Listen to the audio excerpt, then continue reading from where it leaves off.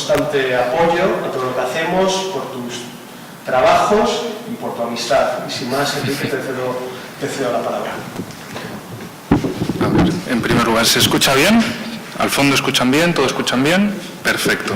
Bueno, muchísimas gracias a vosotros por poder organizar finalmente el evento después de tantos intentos fallidos, y al final pues no puede irse este 2020 sin dos momentos importantes: el aniversario número 50 del seppuku de Yukio Mishima, y también un centenario muy importante para España, que ha pasado más o menos sin mucha difusión, que es el centenario de la Legión Española, fundada por nada más y nada menos que el entonces comandante Millán Astray, y también con la ayuda de otro comandante entonces, que era Francisco Franco.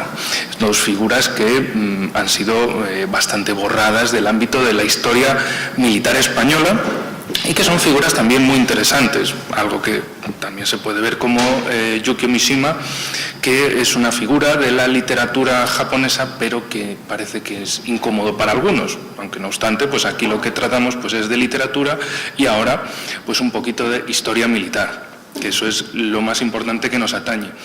Ahora bien, cuando planteamos esta conferencia, veíamos, pues por un lado, 100 años de una cosa, 50 años de otra cosa. ¿Cómo se junta acaso un tema con el otro? Bueno, la pregunta se va a responder, por supuesto, pero a priori parece que es algo bastante complicado de entender, de qué hace algo japonés, un tipo intentando ser samurái en el siglo XX, con otros tipos queriendo hacer un cuerpo de nueva fundación en España en la primera mitad del siglo XX. ¿Qué es esto? ¿Cómo se puede unir una cosa con la otra? Bueno, la cuestión, por el lado español, es que a principios del siglo XX, en España pues, sale de un siglo XIX nefasto, en el que España aparece borrada del ámbito internacional, por un lado con la pérdida de todo el imperio en América, a principios del siglo XIX, y el remate final, al concluir el siglo XIX. En ese momento, España pues, no sabe muy bien cuál es su ubicación en el mundo. Bueno, actualmente tampoco parece que lo saben en la política española y en muchos de los organismos relativos. Pero bueno, en aquella época había que reacomodarse al mundo de ese momento, y desde los gobiernos de turno decidieron que era importante lanzarse una especie de campaña colonial, como hacían otros países, como hacía sobre todo Francia, en intentar colonizar el norte de África y tener ahí algo. España lo vio desde el punto de vista de la protección de costas, es decir, la protección de nuestras costas peninsulares y las costas insulares canarias, y a partir de ahí pues llevar a cabo una serie de reclamaciones y adquisiciones, como el protectorado en el norte de África.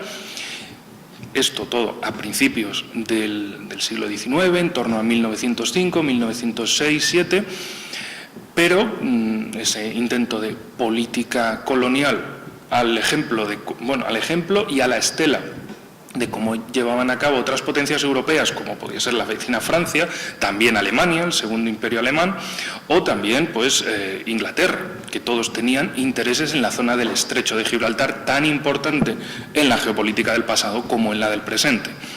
Pero bueno, ¿esto para qué nos sirve para introducir?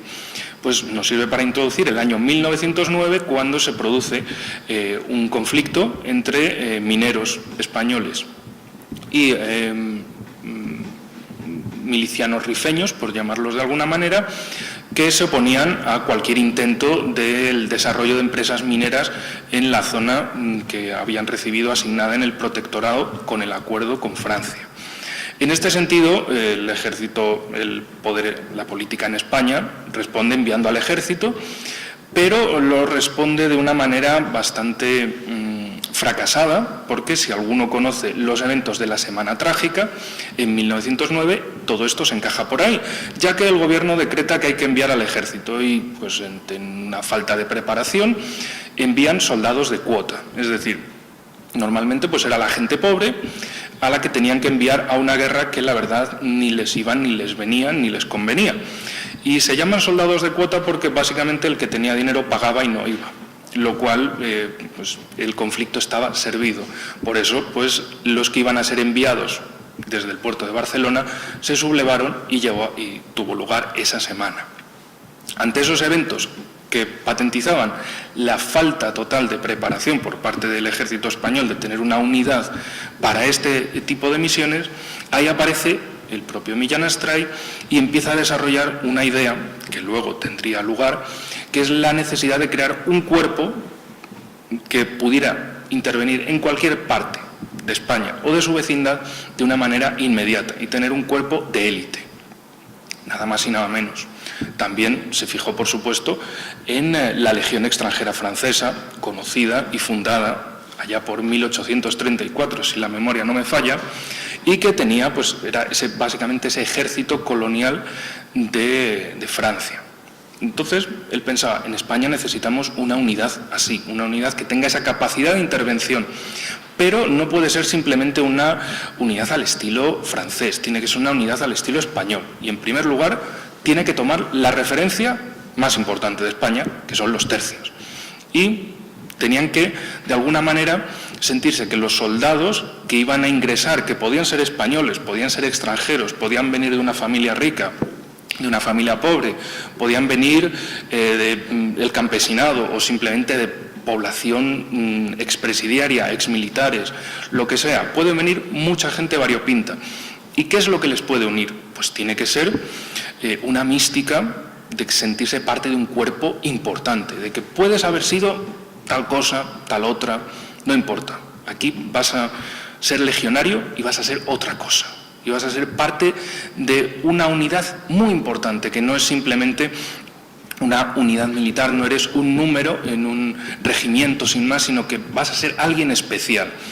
Y ahí es cuando empieza a elaborar la mística legionaria, que también toma referencia del bushido y de los samuráis de Japón, de ese misticismo que rodea al guerrero, que no es simplemente alguien que lleva armas, que cumple órdenes, sino que tiene que ser algo más.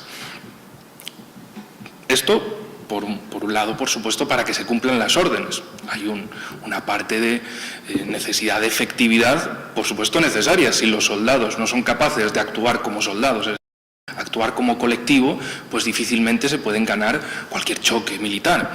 Pero, por otro lado, él también quería crear una unidad que fuera más allá, que fuera como una especie de familia militar, de colectivo militar extremadamente unido.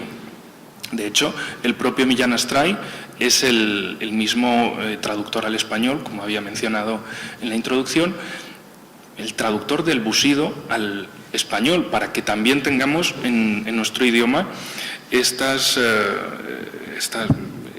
código del samurái japonés, que se le veía desde España, desde Europa, como esos guerreros místicos orientales, que no eran simplemente soldados, que eran algo más, algo mucho más elevado, que eran sobre todo algo cercano al héroe.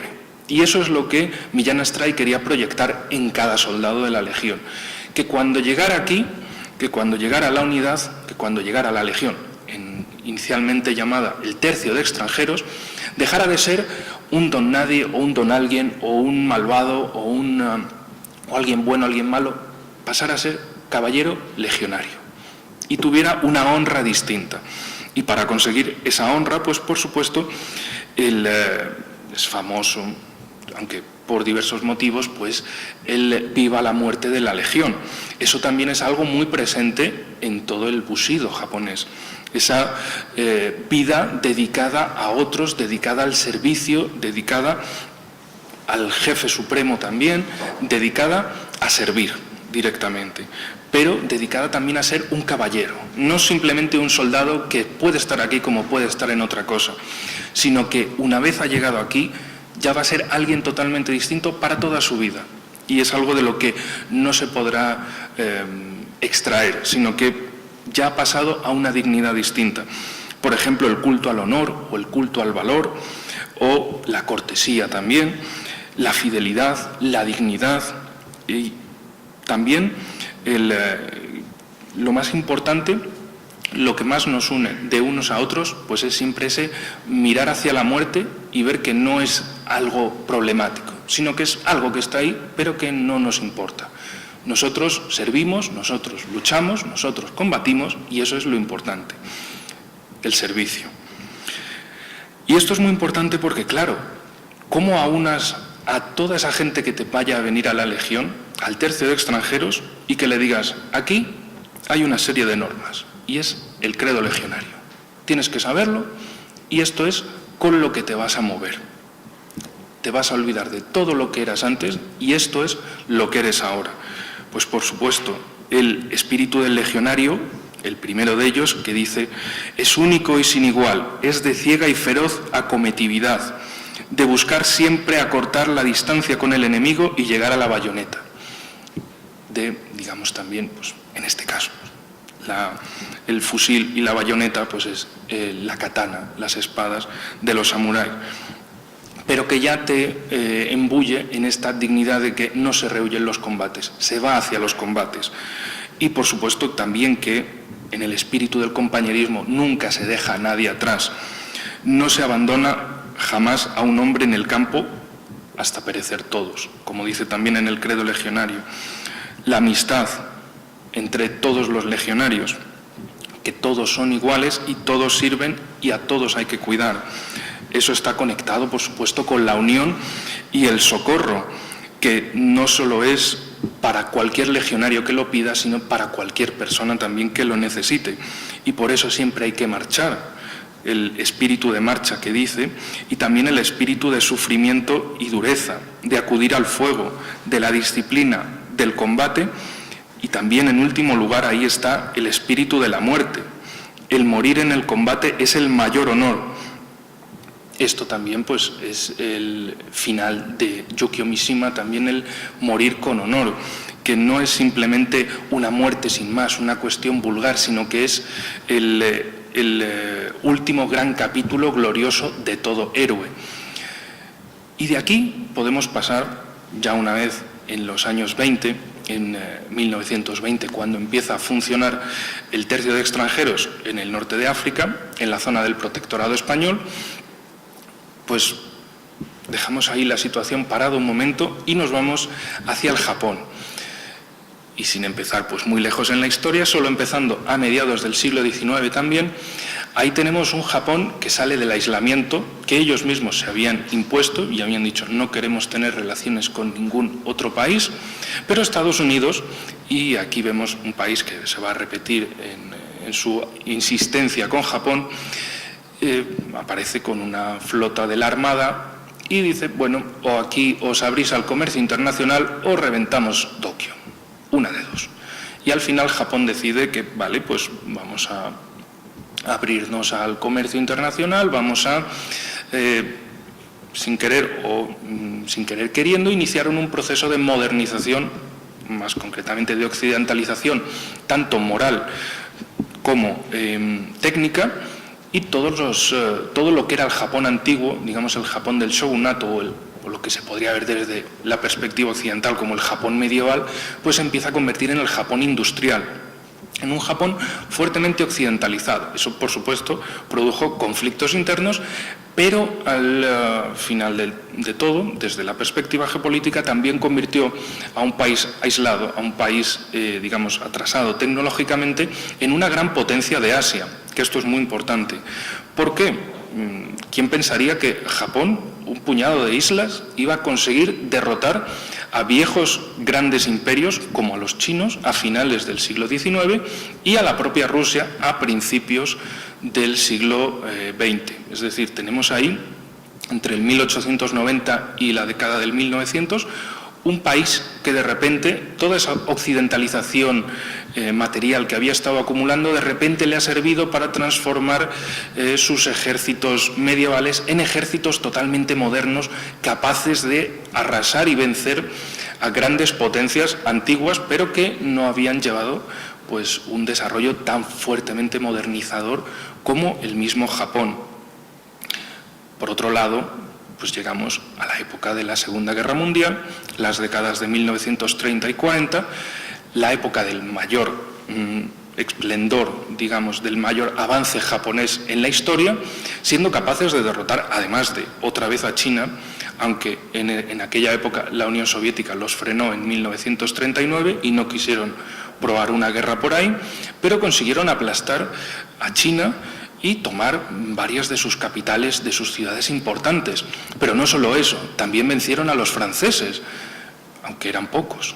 Pero lo más importante ahí fue la aplastante derrota a los británicos, a esos que en otro momento habían humillado a China por 2 veces.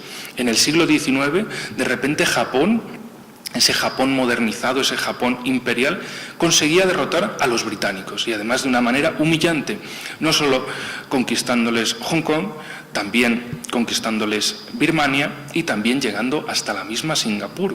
Es decir, un nivel, un mundo, un imperio que creó una sociedad de grandeza, es decir, nosotros somos esos héroes del pasado, somos nosotros los que conseguimos expandirnos y llegar más allá que cualquier otro en nuestra historia.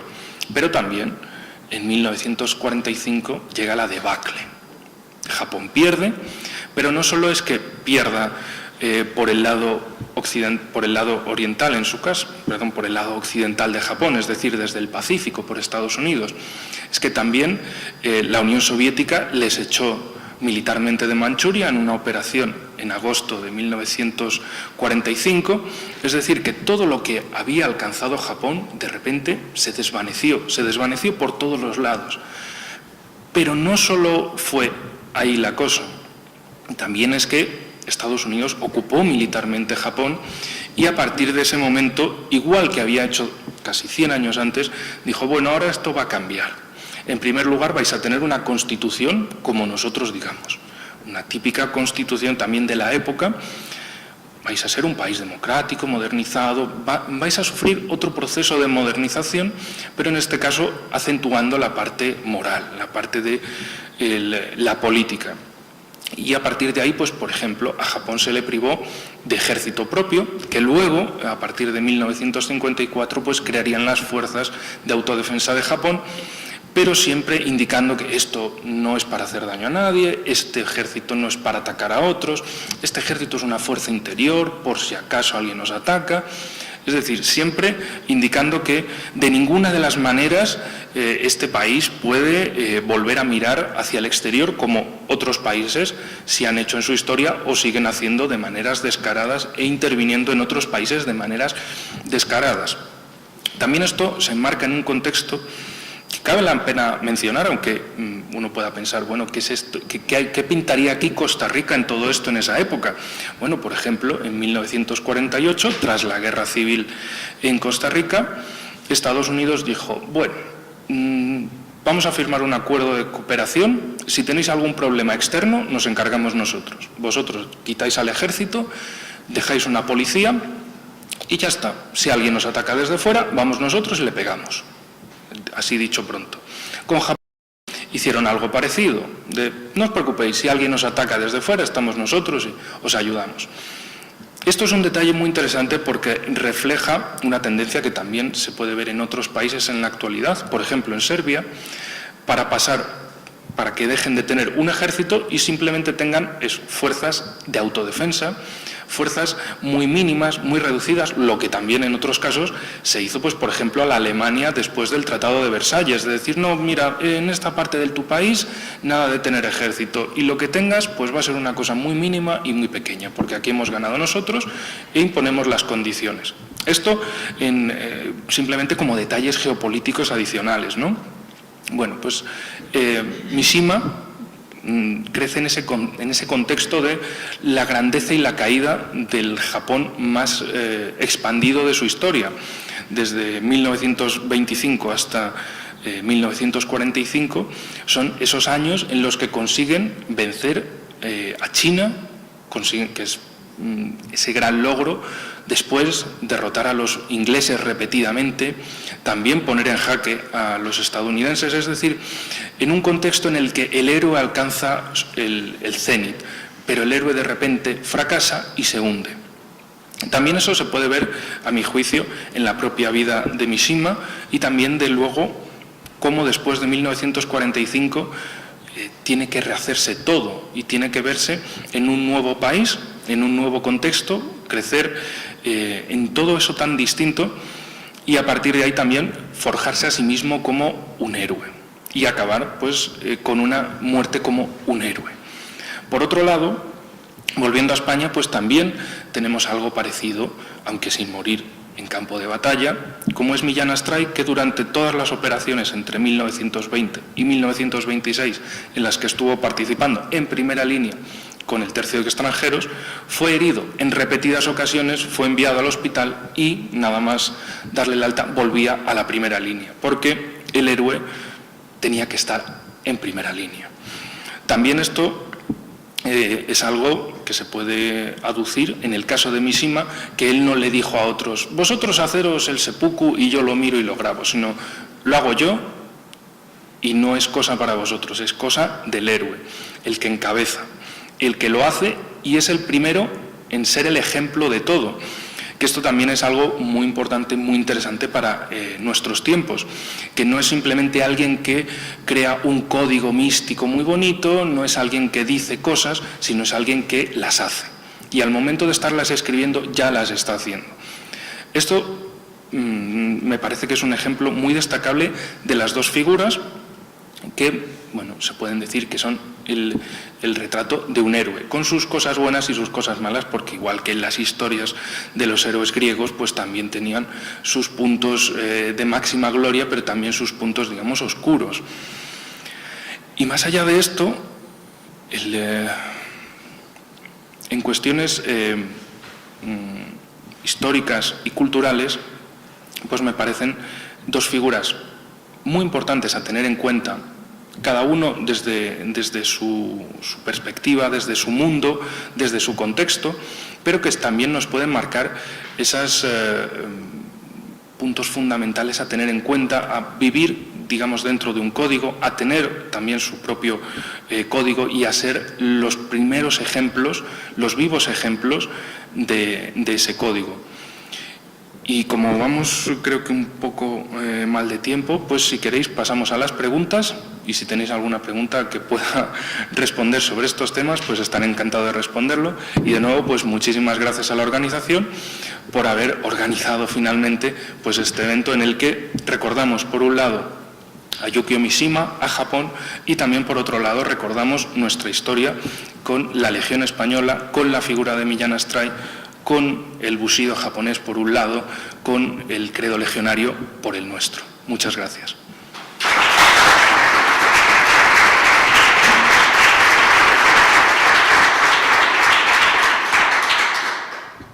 Adelante, por favor.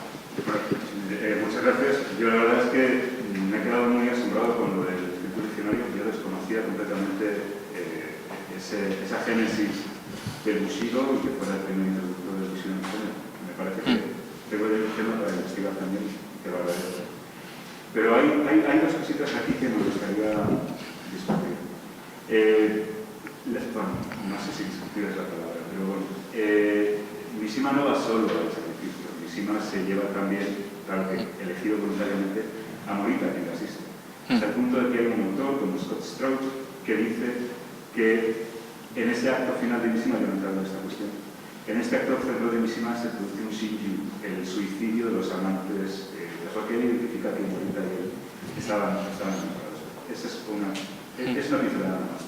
Pero lo que sí es grave, o sea, lo que sí me gustaría verdaderamente, a ver si podemos sacar aquí en claro algo, es el hecho de que la Segunda Guerra Mundial sea las citas, ¿no? que dinamita a Mishima para conducirlo a la conducción. La pregunta que quiero hacer es la siguiente. ¿Tú crees verdaderamente que el comportamiento del imperialismo japonés tiene algo que ver con las virtudes caballerescas que presenta el bushido? Eso en primer lugar. Es decir, tenemos que identificar a los que iban a morir en la Segunda Guerra Mundial con el espíritu, porque yo creo que son entidades absolutamente opuestas incluso. Es decir, que es precisamente quién les lleva a estos señores,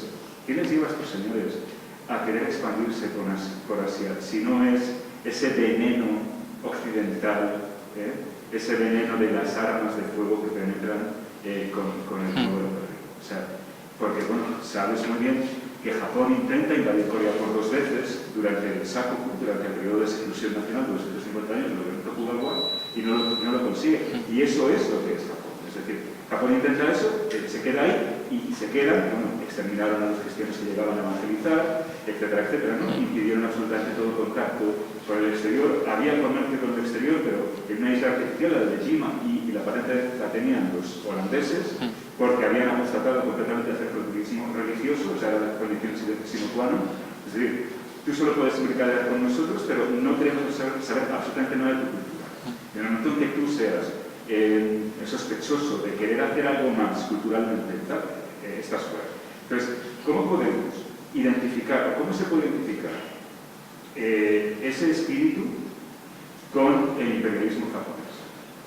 O sea, verdaderamente aquí hay gente que pueda creer que Mishima, con ese abrazo nostálgico del nacionalismo, que es un abrazo finalmente simbólico, se cree que Mishima estaba con aquellos que en esa misma época estaban pensando que tenían que volver a intentar invadir Corea, porque eso sigue pasando. O sea que, verdaderamente, esos de los kamikazes, lo que has dicho de la bayoneta me encanta. ¿Por qué? Porque la bayoneta, ¿qué significa?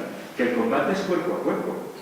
Una bayoneta y un fusil tienen una diferencia muy grande, y es que si yo te quiero ir con una bayoneta, tengo que utilizar el arma de la bayoneta que está a tu lado, pero tú la puedes sacar desde lejos. O sea, ¿eso qué tiene que ver con las barbaridades que el imperio japonés hizo en Asia? ¿Qué tiene? Vale, pues desde luego coincido con usted, por supuesto. Aquí quizá, pues, para este momento también están las explicaciones adicionales, por supuesto. Lo que me quería referir cuando se inicia el proceso de occidentalización en Japón es que efectivamente se produce una fractura entre un Japón, digamos, el Japón del Bushido y el Japón del poder. Y esto, pues, gracias por la pregunta, porque es muy, muy pertinente, porque ahí se produce, pues, también como usted mencionó en la conferencia, las revueltas que hubo, que se oponían a toda esa occidentalización forzosa, pero claro, si en el poder había unos que decían, oye, es que estos tipos que nos han venido aquí como asaltantes, nos traen cosas que a lo mejor con eso podemos cumplir ciertas venganzas históricas, por así llamarlas. Ciertas de, yo no pude hacer esto, o sea, mis antepasados no pudieron hacer tal cosa en tal época, pero verás ahora con esto. Y precisamente todos los intentos expansionistas anteriores de repente era como de, bueno, a lo mejor con estas cosas nuevas, a lo mejor esta gente no es tan mala para algunas cosas, a lo mejor podemos, cierta gente en el poder puede decir, bueno, pues dejamos ciertas cosas por ahí, pero para nosotros lo que nos importa es cumplir esas venganzas históricas y acometer una nueva ola de expansionismo, pero ahora nada de ir con espadas y arcos, ahora vamos a ir con cosas como nos trae esta gente. Cosa que en China pues tampoco lo vieron así y pensaron que, bueno, pues no vamos a occidentalizarnos de ninguna de las maneras, y acabó China también como acabó, que se puede mencionar aparte. Pero la cuestión es que efectivamente desde el poder en Japón algunos sectores pensaron que esa modernización era muy útil porque les iba a servir para todas esas cosas, mientras que había otro Japón que quedaba aislado y olvidado porque, digamos, esto de el honor, la valentía, la cortesía, ir con espadas ahí por la calle, cómprales unos cuantos barcos a estos, cómprales fusiles, ametralladoras, cañones, y empezamos por visitar Corea, y luego la guerra contra China, contra Rusia, aplastar a los británicos, que eso pues es como estar cumpliendo venganzas históricas, es decir, estamos por encima de otros, pero es de ese Japón modernizado, mientras que por otro lado hay otro Japón que es como cada vez más olvidado, ese Japón más antiguo, ese Japón del Bushido, y por el lado de Mishima pues también veo como que se produce esa caída y búsqueda de el país ha sido destrozado, ha sido devastado, está ocupado, nos estamos enfrentando a otra ola de modernización. Y él también, pues como otros en el pasado se sublevaron a su manera, pues él también hizo ese proceso de sublevación y de reconstrucción, pero empezando por sí mismo, que es el detalle más importante. Entonces, por supuesto, coincido en ello, y por eso, pues desde el punto de vista geopolítico, desde el punto de vista de conseguir poder, pues efectivamente, quien mandaba conseguía decir, yo quiero que nuestro ejército sea como los estadounidenses, como los franceses, como los alemanes, como los ingleses, y a partir de ahí vamos a hacer cosas y vamos a acometer expansiones porque al final eso nos resulta útil. Y esa gente, a la vez que decía, no, pues esto nos es útil, ¿qué cosas no son útiles? Esas son cosas de los abuelos, cosas de los viejos, déjalos por ahí. Esto que nos es útil, vamos con ello. ¿Más preguntas? Ahí atrás, por favor. Sí, haciendo una pregunta, mezcla de Mishima, de la Segunda Guerra Mundial.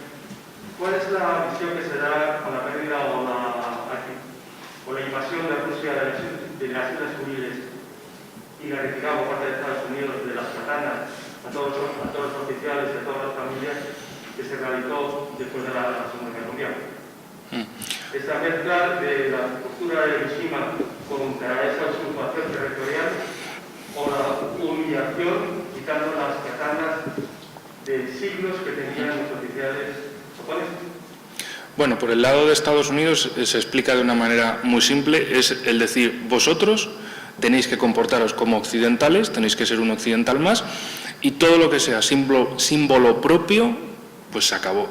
Y también con la excusa de, es que habéis sido malos, es que os habéis comportado de una manera militarista muy fea, y entonces todo lo que nosotros consideremos que va en contra del pacifismo, de la democracia occidental, pues eso lo vais a tener que eliminar. Eso sí, luego nosotros, o sea, Estados Unidos, os ponemos bases militares, tenemos presencia militar propia aquí y nosotros nos encargamos de manejar todo el tema de vuestra defensa exterior.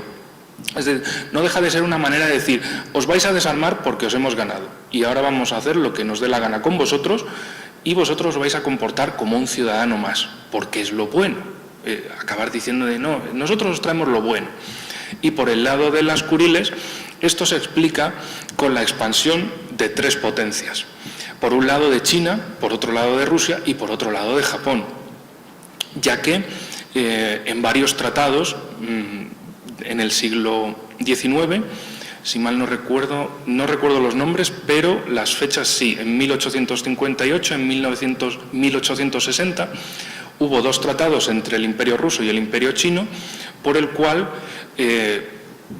prácticamente pues toda la zona norte del río Amur y digamos todo el giro este que hace el territorio de Rusia hasta Vladivostok, que entonces no existía, la construyeron los rusos allá por 1864, todo ese territorio pasaba a soberanía rusa. Por otro lado, pues también Japón tenía sus intereses en el norte, por supuesto, y también a Japón le daba cierto pánico la posible expansión rusa porque claramente los rusos iban buscando un puerto de aguas calientes, un puerto que no se helara durante el año.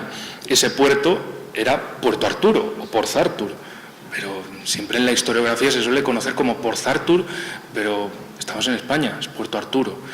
Y ese Puerto Arturo, de alguna manera lo tenían que conectar los rusos con el resto del territorio, porque era algo que les habían cedido temporalmente los chinos, es decir, no era territorio ruso, ni tampoco Manchuria era territorio ruso, era territorio chino, que por los diversos tratados pues podían usarlo los rusos. De hecho, a finales del siglo XIX es cuando se construye el Transiberiano, pero en el último tramo, digamos, en el tramo más oriental, no se proyectó, digamos, siguiendo la curva por todo el río Amur y dando todo el giro hacia Vladivostok, sino directamente de aquí a aquí me tiras una línea recta y cruzamos el territorio chino. Y en Harbin una línea que vaya hacia el sur hasta Puerto Arturo. Eso fue lo que despertó el pánico absoluto en Japón y fue lo que llevó a la guerra de 1904-1905, porque de hecho esa línea se inauguró en 1903. Entonces, para Japón era el pánico de es que los rusos se nos vienen encima, van a consolidarse y al final, tarde o temprano, le acabarán diciendo a China que Manchuria está muy bien y ahora va a ser de Rusia. La guerra, aquella terminó con la isla de Sajalín partida en dos, una parte para Japón, la parte sur, y la parte norte para Rusia. Es decir, entre Japón y Rusia, en aquella época de imperialismos, pues cada uno lo llevaba a cabo y lo intentaba a su manera posible. En el caso, pues con la isla de Sajalín o las Islas Kuriles, pues es básicamente una manera de decir, desde el punto de vista de Rusia, era cerrar todo el mar de Ojotsk y tenerlo totalmente rodeado por un lado la isla de Sajalín y cerrarlo por otro lado con todas las Islas Kuriles. Para Japón era su manera de contener en lo posible todos los avances rusos. Luego, por supuesto, en la Unión Soviética, que fueron, digamos, los que revirtieron la derrota de 1905, había mencionado esa operación soviética en Manchuria en agosto del 45, que fue también, digamos, esa otra venganza histórica de otros que, si bien eran comunistas y los anteriores en el poder habían sido la monarquía del zar, la monarquía ortodoxa, puede pensar uno que eran ideologías distintas, pero al final la geopolítica sigue unas líneas muy claras y eso pasa a través de cualquier ideología y también a través del tiempo. Y los soviéticos, además de decir vamos a echaros de Manchuria, vamos a asegurarnos que Mongolia estará tranquila, vamos a asegurarnos la influencia de los comunistas de Mao que habían estado refugiados en una zona montañosa del centro de China, que luego eso llevó a la Guerra Civil China de 1945 al 49, pero bueno, eso luego aparte. La cosa es que después de esas operaciones en agosto del 45, los soviéticos le dicen a Japón, bueno, pues esta parte de Sajalín me la vais a devolver y nos vamos a quedar con todas las Islas Kuriles para tener nosotros nuestra zona de influencia plena en todo este mar de Ojotsk, y también en ese contexto porque no solo lo veían como igualmente pasó con la repartición, la división de Europa y la repartición de Alemania, sino que también esta era una manera de la repartición de Japón en la posguerra, porque Estados Unidos, pues por supuesto, quería conquistar todo lo que pudiera y la Unión Soviética también quería lo mismo. Es decir, un duelo de imperialismos, aunque se llame por el bien de la clase trabajadora o por el bien de la democracia, pero al final la realidad histórica y geopolítica está ahí, y lo que buscaban era conquistar más territorio y tener pues esa defensa más completa de su territorio.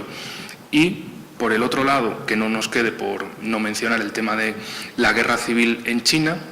Entre el año 45 y el 49 se desarrolló esa guerra civil, que terminó con una victoria de las fuerzas comunistas, y que precisamente lo que quedaba de la China nacionalista ahora es Taiwán, y de hecho es la misma bandera y es todo pensado en los comunistas nos quieren invadir, la guerra civil no ha terminado del todo, por eso siempre hay tantas tensiones entre Taiwán y China, porque efectivamente las dos son China, pero una es la China nacionalista que viene de aquella guerra y la otra es la China comunista que también viene de aquella guerra.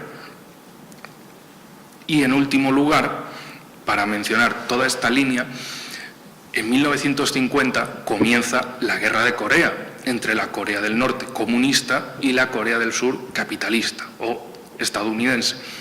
Y en todo ese contexto, pues no se ven nada más que geopolítica e intentos de conquistar más territorio e intentar meter cuña para unos dentro del continente eurasiático y para otros echarlos de ahí. Entonces, pues más allá de los discursos, pues está la realidad de los hechos y la realidad de la búsqueda del poder a costa de cualquier cosa. Porque, como decía Maquiavelo, lo único que quiere un príncipe es mantenerse en el poder, y ahí hará todo lo que sea necesario. Hay una parte de su pregunta más visiniana, ¿no? que intentaría responder.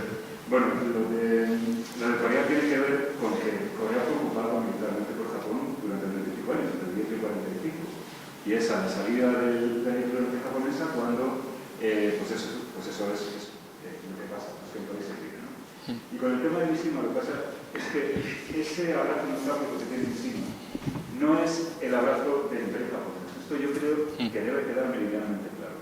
Los héroes de las últimas novelas de lo que hemos hablado, ¿no? Pues de Caballos Empujados, de Yukoku, son héroes que no son de la Segunda Guerra Mundial, sino que son héroes porque dan su vida para manifestar. Efectivamente, hay una corrupción del país que tiene que ver con la corrupción de la dignidad imperial. Es decir, que yo no creo que Mishima pudiera defender el militarismo imperialista japonés. O sea, es que ese no es el nacionalismo de Mishima. El nacionalismo de Mishima es el nacionalismo simbólico del mercado.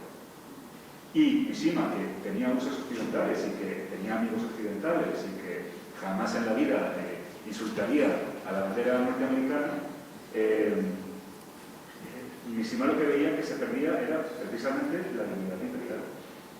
Y eso es el caballo de batalla de Mishima. O sea, llamar, es por 3 veces, su salida es por 3 veces salvar, una salva del emperador. O sea, que verdaderamente lo que quieren es, o sea, ya estoy pensando yo por Mishima, me parece un poquito, pero yo creo que efectivamente solo se puede entender el imperialismo japonés por ese veneno que entra en 1868-69 con esta ofensiva norteamericana. Y ese veneno que impulsa a los japoneses a salir de su archipiélago e invadir con armas occidentales, ese veneno es el que es contrario al alma del pueblo japonés, que es lo que reivindica Mishima. O sea que yo no creo que es una lectura muy fácil aquellos que identifican incluso en el interior de Japón a Mishima como un militarista, porque no lo es. Pero son 2 cosas diferentes, ¿no? No sé. Sí, yo por supuesto le entiendo y le comprendo. En Japón, pues como en otros países que han sufrido guerra y ocupación, pues es la manera de decirles que para eliminar cualquier rastro desde fuera, cualquier rastro de mínima dignidad nacional, que no es imperialismo, o sea, esa es la excusa de decir, no, cualquier persona que hable de lo bonito de la historia de este país, fuera, es un malvado, es un intolerante, es un destructor, es un retrógrado, es tal, es cual, pero porque también los que mandan ahora les interesa que así sea, porque no les interesa que haya nada del pasado del país, y cualquier cosa la asocian por ignorancia o por mucha intencionalidad a no, esto pertenece al pasado más terrible del país, no puede ser, no se puede hablar. Entonces, esa manera también de censurar el propio país desde las mismas autoridades del país.